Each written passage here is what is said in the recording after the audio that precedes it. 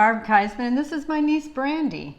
Now, I've invited Brandy on the show because she has some wonderful stories in the Lord of what the Lord has done for her. And you know, Brandy, if the Lord has done it for one, He'll do it for another, right? Absolutely. So I asked her to share the story of the red dress. Can you tell our audience the story? Absolutely. So I was a very young Christian. I was a single mom. I had saved a bunch of money when I had my first daughter. And in the process, I wanted to just spend as much time with her as I can.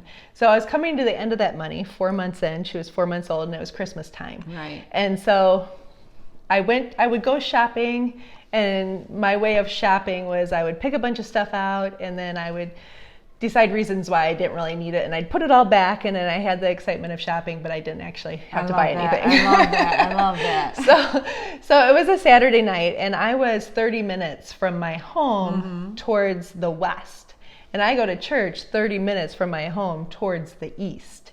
And so this is an hour away from anyone that I would have known from church. And it was late at night, I mean, maybe 9, 10 o'clock at night, and we went shopping. And so it was nearing Christmas time, and I wanted my little girl to have a dress. So I was looking at all the little Christmas dresses. So cute. She's 6 months old. And I found a red dress, and it was beautiful, this crushed velvet red dress, and it had I can't recall if it was white trim or off-white trim, and it was just beautiful. And I was like, all right, well, I can't really get this unless there's matching tights. And so I went over to the section to look at little baby tights, and sure enough, the trim was either the off-white or the white. Right. Tights were the opposite, and I was like, can't keep this. So I put it back. But I really did like the dress. So I went to bed, got up the next day, went to church. I always sit behind the same group of people, beautiful family, all put together, all in a row. It's amazing how we have our pews at church, right? Yes. It's like, that's my seat, whether you know it or not. It doesn't have my name on it, but that's where I sit every week. Absolutely. So these beautiful, perfect couple in front of me. And as a single mom, people gave me stuff a lot. Right. I had a collection of diaper bags of varying sizes and colors. And it was really sweet, and I appreciated it.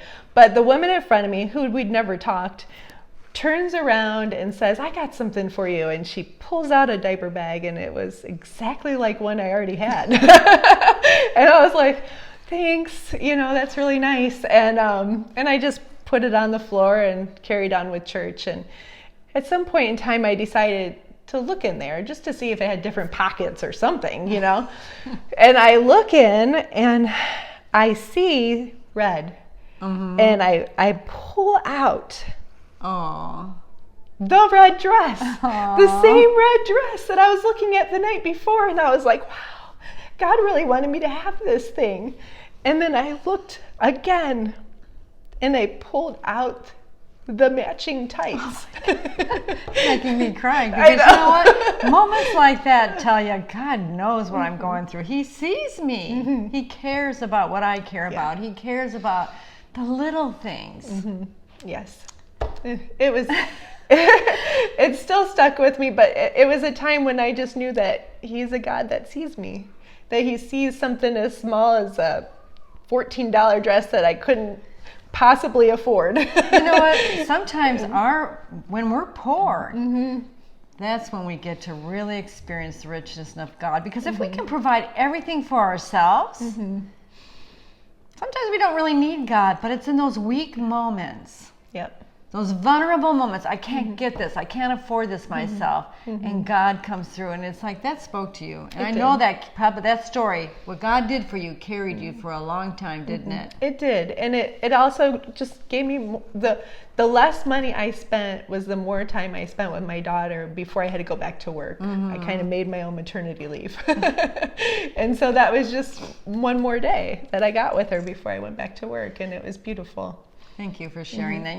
I wanted her to share that because so many times in our life, what we have to understand is what God did for Brandy, He'll do for you. What He's done for me, He'll do for you. And that is the whole point of our telling these stories. We want to encourage you. Trust God in the hard times, because if He's there for you in the hard times, He's there for you all the time. And then you can tell your neighbors and you can tell your family members, look what God did for me. Anyway, I'm Barb Keisman, and you've been listening to Dare to Dream Once More.